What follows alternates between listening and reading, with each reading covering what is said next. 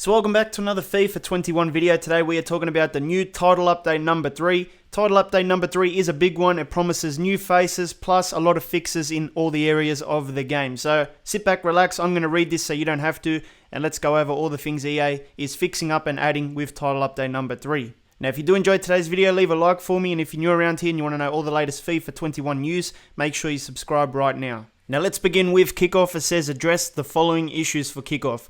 When viewing replays during a match played with artificial turf enabled, some kits were incorrectly displaying, inconsistent capitalization of some player names. When selecting a Volta Football Kickoff 5v5, the Miami and New York stadiums were incorrectly available. So moving on, we have Ultimate Team up next. They've made the following changes. Added the ability to see all owned position modifiers when applying a position modifier consumable on a selected player item.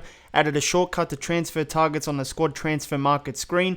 Added a UI indicator to note which kit is already selected in Stadium Customization Match Kit. They've also addressed the following issues. After using Buy Now on an item on the transfer market and selecting the option to assign the item, the player was incorrectly sent to a limited version of the transfer market page that the item was won on. When attempting to scroll back to the first option on the play menu after scrolling to the last one, the first pair of options would get stuck off screen. When swapping player items on the squad transfer market screen, after adjusting a bid on the radial menu, the option to make a bid lost functionality.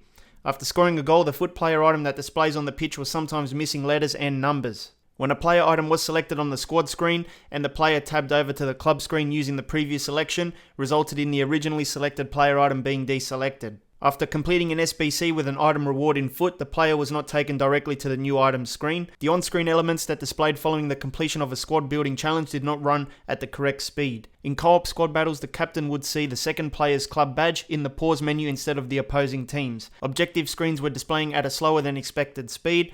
The club badge was displayed as a grey placeholder image on the single-player draft pre-match screen. The training celebration displayed an incorrect preview animation in the customized stadium screen. Division Rivals placement progress earned through squad battles did not display on the Division Rivals menu. In the co-op lobby, the selected mode sometimes took longer than expected to load. A stability issue could sometimes occur when listing a TIFO from the customized stadium menu. When a co-op invite was accepted from a player who is not a mutual friend, the player who accepted was taken out of foot. After scoring a goal, the foot player item that displays on the pitch would sometimes have extra text underneath it. No image was present when claiming Division Rival rewards. Updated incorrect button callouts on the team objective screen. Instances of the stadium lighting turning off when browsing the menus. In some cases, rare items would be too bright when selected on the transfer market. Address certain co-op stability issues that could sometimes occur.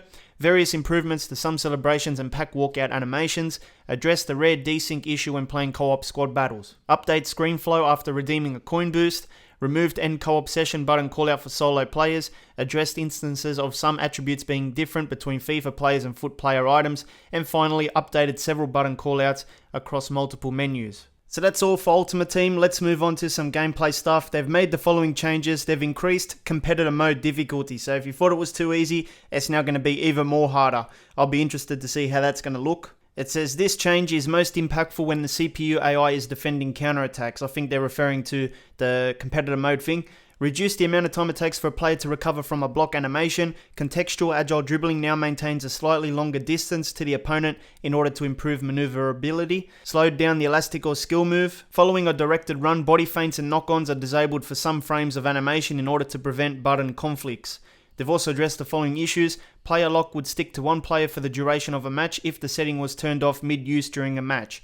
In some situations, when requesting a shot inside the box, the request would rarely result in a tackle. When using auto position while playing as the goalkeeper would continuously make movements and lose stamina. Through passes would sometimes result in a short pass in inappropriate situations. Sometimes a player would kick the ball into the ground during a cross, resulting in a poor cross attempt. The inputs required for an instant hard tackle now need to be pressed within a shorter window of time in order to avoid a button conflict with secondary contain. Improve the logic for determining when the player is requesting a jockey versus a shoulder challenge or seal out. Addressed some instances of a ball touch being misused during a strafe or agile dribble. Sometimes a requested clearance would result in the ball trajectory going in an unintended direction. In some instances, players would unnecessarily perform a stretching pass animation. Made adjustments to receiver selection for through passes to result in more desirable receiver targets. Rarely when requesting a cross, the correct receiver was not targeted, resulting in the ball going out of bounds. Improved touches during a skill move when the ball carrier is being physically contested by the opponent. In rare situations following a deflection, the ball could get stuck on the goal frame. In some situations, a requested pass would not happen when the ball carrier and the opponent were physically contesting. The ball would sometimes have an unrealistic vertical trajectory in situations where two players contested a header. A player's arm could sometimes get stuck in a goal net after falling inside. Sometimes the following skill moves would not consistently be performed as requested: the sombrero flick, step overs when standing, and the combination of the ball roll into the scoop turn. Sometimes skill moves were not being performed if they were immediately requested after the ball carrier finished turning. Flicking the right stick while in the process of receiving the ball would sometimes cause the next skill move request to be unresponsive. Sometimes players would not follow the optimal running route when approaching the ball for a shot or pass, resulting in an unresponsive action. Address some instances of the player running over the ball before performing a requested cross, resulting in an unresponsive action. So let's move on to some career mode stuff. There is a bit in this update as well. So they've made the following changes. They've added Hungary, Bulgaria and Iceland to the youth scouting map. So there's 3 new countries now you can scout from. They've addressed the following issues. The captain would sometimes complain about losing captaincy while being rested for a cup match. Addressed a grammatical error during player negotiations. Text would overlap on the development tile for players with a nickname. Removed the non-functional D-pad tactics UI from player career mode as it was causing button conflicts. When editing the manager, some hair accessories would sometimes not display a thumbnail image. Improved harsh in-game lighting that could occur when entering a match from the interactive match sim. After transfer listing a player and delegating their contract renewal, the player could not be removed from the transfer list. Addressed some instances of development plans not showing as completed despite enough time passing. Some board objectives were incorrectly being progressed during pre-season tournaments. Addressed stability issues which could rarely occur during post-match interviews. Adjusted the team rating star color when replacing teams in the Europa League. Addressed various visual-only menu issues. On some occasions, competition branding from Champions League and Europa League would remain in the menus after being viewed from the calendar or weekly schedule. Contract delegations were not using the correct negotiations logic. Addressed some instances of fixture congestion in the Bundesliga. A club's default captain was indicated by UI element on the interactive match sim fitness and rating screens instead of the currently selected captain. Improved transition between negotiation scenes and the menu. Improved lighting in some negotiation scenes. Players were sometimes asking for contract renewals despite already signing a contract in the same season. Sometimes the wrong team name was displayed on the news tile. Wage limits were not increasing when the manager controlled team gained promotion. A controller disconnect would not pause the match in the interactive match sim. When playing as a goalkeeper in player career, AI teammates were playing at the legendary difficulty setting even when a lower one was selected. After entering the match through the visual sim, with controllers assigned to each side, a controller disconnect resulted in the corresponding team becoming inactive. Addressed a rare stability issue in player career. Players who were recently transferred into the club were unable to be loaned out. Sometimes in-game group celebrations will not happen as requested. Addressed incorrect referee selection in pre-season tournaments. Various stability improvements. So let's take a look at pro clubs. It says, address the following issues. Text-to-speech did not function correctly in pro clubs matches. In pro clubs, the pitch and kits preview was missing from the tactics tile when using Arabic. The default players in the LF and RF positions had an overall of 75 instead of 80 when using the 3-4-2-1 formation.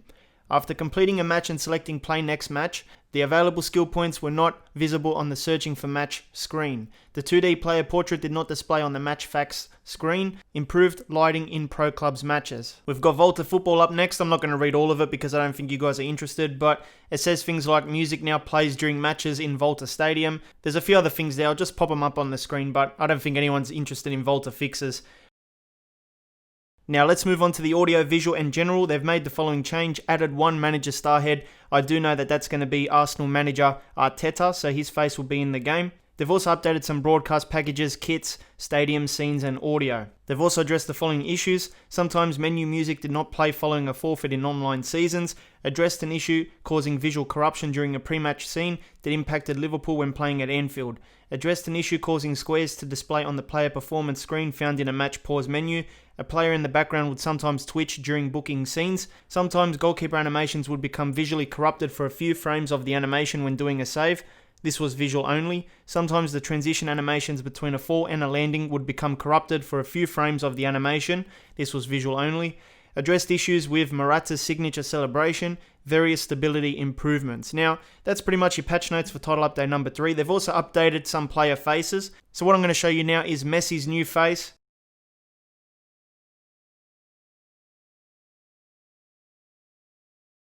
We've also got a new face for Ronaldo.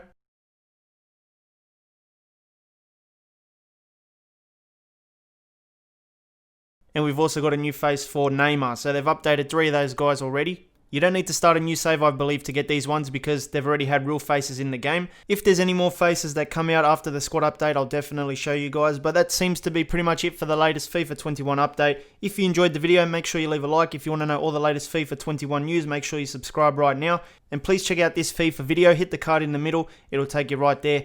I'll see you next time.